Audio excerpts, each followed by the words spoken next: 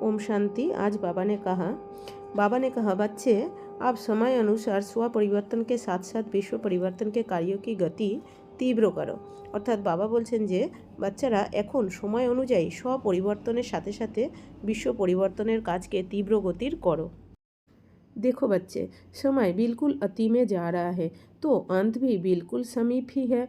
बस आप विश्व ग्लोब पर बैठ परिवर्तन के संकल्प के पावरफुल वाइब्रेशन फैलाओ, जिससे सभी आत्माएं शांत हो घर जाए।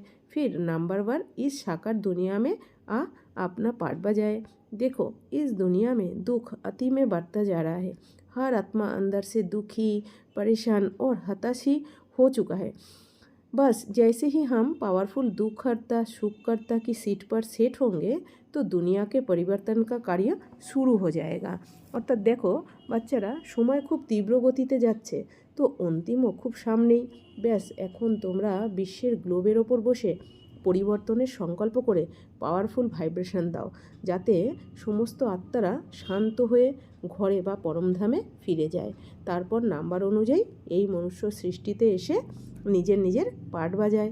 দেখো, এই দুনিয়ার দুঃখ অতি তীব্র গতিতে বেড়ে যাচ্ছে। প্রত্যেক আত্মা অত্যন্ত দুঃখী, চিন্তাগ্রস্ত, হতাশাগ্রস্ত হয়ে গেছে। ব্যাস যখনই আমরা পাওয়ারফুলভাবে দুঃখকর্তা সুখকর্তার সিটে সেট হয়ে যাব, অর্থাৎ এই স্থিতিতে সেট হয়ে যাব, তখনই দুনিয়ার পরিবর্তনের কাজও শুরু হয়ে যাবে। जैसे ताश के पत्तों से ऊंची इमारत बनाई जाए, चाहे कितनी भी केयरफुली बनाई जाए, परंतु जितनी ऊंची बनाते जाएंगे तो एक ऐसा समय आएगा जो थोड़ा सा इम्बैलेंस से व माइनर सा भी हवा से ही ये पूरी की पूरी इमारत एक सेकंड में गिर जाएगी। इसी तरह अल्पकालीन सुखों से बनी इस दुनिया का भी अंत का समय आ गया है।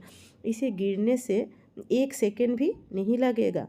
बस हमें अपनी पावरफुल सीट पर सेट हो ये संकल्प करना है। जैसे ही आप अपनी सीट पर सेट होंगे तो फिर आपके संकल्प से ये पुराना खेल ख़त्म हो जाएगा और नया शतप्रधान खेल शुरू हो जाएगा।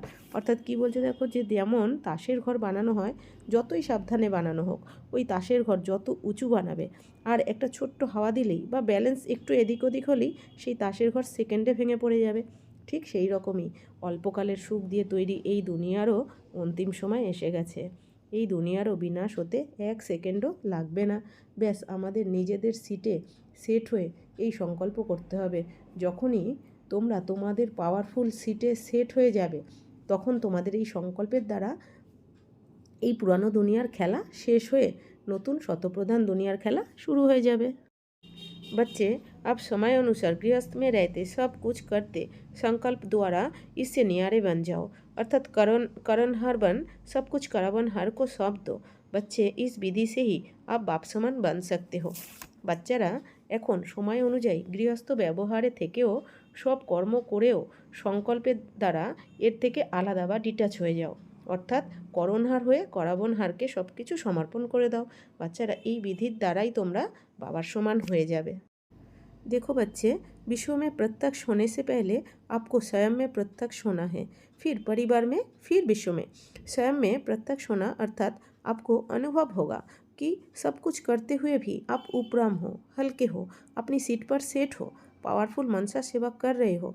अर्थात आप जिस भी आत्मा को देखते हो तो आपके अंदर केवल रहम और कल्याण की भावना ही जागृत होती है।